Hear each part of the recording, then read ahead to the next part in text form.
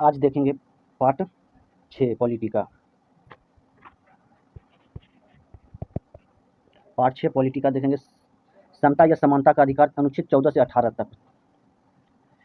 तो अनुच्छेद 14 कहता है, 14 के अनुसार विधि के समक्ष सभी व्यक्ति को समान अधिकार है और यह अधिकार सभी व्यक्ति को नागरिक और गैर नागरिक नियम या कंपनी को प्राप्त होगा। अब सारे व्यक्ति को जीने का अधिकार। अनुच्छेद 15 में किसी नागरिक के साथ जाति, धर्म, लिंग, जन्म स्थान आदि के आधार पर भेदभाव नहीं किया जा सकता है। किसी जाति, धर्म, लिंग और जन्म स्थान। फिर अनुच्छेद 15 के अधिकार केवल नागरिकों को प्राप्त है, विदेशियों को नहीं। केवल भारत के नागरिकों को, विदेशियों को नहीं होना चाहिए। फिर अनुच्छेद 15 का 4, पिछड़े वर्ग, अनुसूचित जाति और अनुसूचित जनजाति के लिए विशेष उपलब्ध दिए जाएंगे। फिर अनुच्छेद 15 का 5 में कहता है, निजी शिक्षा संस्था के पिछड़े वर्ग SC ST को आरक्षण की सुविधा प्रदान कराएगी। किसको? SC और ST को आरक्षण सुविधा प्रदान करेगी। यह अनुच्छेद 93 संविधान 2005 के तहत जोड़ा गया है। फिर अनुच्छेद 16 भारत के सभी नागरिक को लोक नियोजन में अवसर की समता का प्रदान करता है और समता केवल राज्य अधीन नौकरियों में होगी, गैर सरकारियों में नहीं, प्राइवेट में नहीं। अनुच्छेद 16 का 4 कहता है, पिछड़े वर्ग के लिए सरकारी नौकरी में आरक्षण का प्रदान करता है। फिर वहीं अनुच्छेद 17 कहता है, अनुच्छेद 17 के छुआछूत, अस्पृश्यता उन्मूलन के लिए राज्य व्यक्ति के विरुद्ध संरक्षण, मतलब छुआछूत की कोई प्रावधान नहीं है। अनुच्छेद 17 कहता है। अनुच्छेद 18 के तहत उपाधियों का अंत किया गया। राज्यों को अधीन लाभ पद धारण करने वाले नागरिक या विदेशी नागरिक अन्य देश से प्राप्त भेंट या उपलब्धि को राष्ट्रपति की सहमति के बिना स्वीकार नहीं किया जा सकता है। फिर भारत रत्न,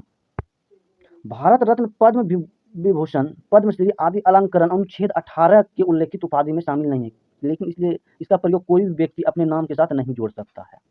ये अनुच्छेद 18 कहता है। फिर आता है वहीं पे स्वतंत्रता का अधिकार। अनुच्छेद 19 से 22 में है स्वतंत्रता का अधिकार। अनुच्छेद 19 के तहत संविधान द्वारा 6 स्वतंत्रताएं दी गई है, जबकि मूल संविधान में 7 प्रकार की स्वतंत्रता है।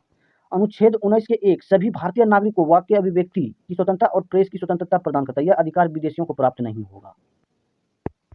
फिर अनुच्छेद 1 के फिर तहत कहते हैं, प्रदत्त स्वतंत्रता, शांतिपूर्वक सम्मेलन करना स्वतंत्रता, संघ बनाने की स्वतंत्रता, भारत राज्य क्षेत्र की घूमने की स्वतंत्रता, राज्य क्षेत्र में किसी व्यक्ति भाग के निवास करने की स्वतंत्रता और किसी जगह व्यापार की कारोबार करने की स्वतंत्रता। ये अनुच्छेद 1 में कहते हैं।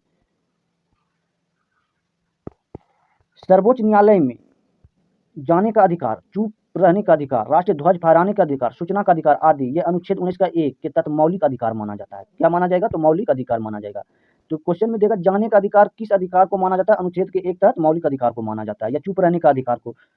अनुच्छेद 2 के तहत मान हानि रोकने के लिए वाक्य एवं अभिव्यक्ति की स्वतंत्रता निर्बंध लगाया जा सकता है, किसी व्यक्ति को मान हानि की दावा नहीं होगा। अनुच्छेद 20 किसी व्यक्ति के अपराध को दोष सिद्ध ठहराए जाने के संबंध में 3 संरक्षण प्रदान करता है, जो कि नागरिक और विदेशी नागरिक दोनों को प्राप्त हो। अनुच्छेद 20 के तहत 3 संरक्षण, एक अपराध के लिए सिर्फ एक बार सजा होगी, एक गलती की एक ही सजा अनुच्छेद 20 में कहा गया। दूसरा, अपराध के समय जो कानून है उसके तहत सजा होना चाहिए। स्वयं के विरुद्ध न्याय में गवाही देने के लिए बाह्य नहीं करना। तो अभियुक्त की सहमति के बिना रारकों, विश्लेषण, पॉलीग्राफ टेस्ट और ब्रेन फिंगर आदि के अनुच्छेद 20 के तहत उल्लंघन है।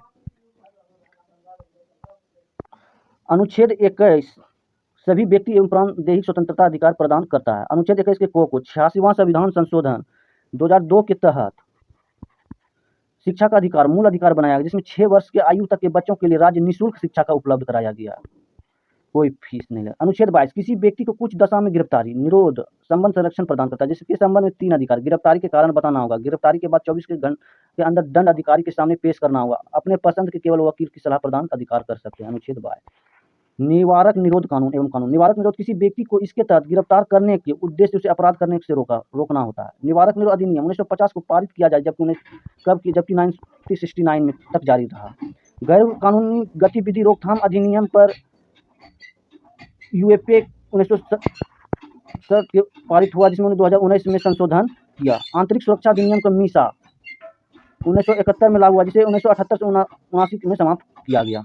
राष्ट्रीय सुरक्षा अधिनियम या रासुका 1980 में पारित हुआ। यह कानून सरकार के संबंधित व्यक्ति गिरफ्तारी को शक्ति प्रदान करता है। आतंकवादी और विध्वंस क्रियाकलाप निवारण अधिनियम या टाडा 1985 में लागू, जो 1995 तक जारी रहा। आतंकवाद निवारण अधिनियम या पोटा 2002 में लागू और 2004 में समाप्त कर दिया गया।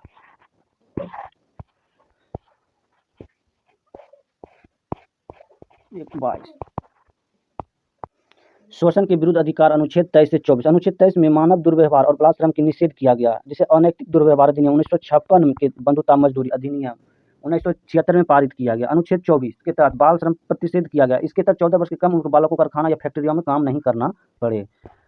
बाल श्रम प्रतिषेध अधिनियम 1986 में पारित किया गया। कब? तो 1986 में पारित किया गया। प्लीज़ दोस्तों सब्सक्राइब जरूर करें और चैनल को लाइक शेयर जरूर करें।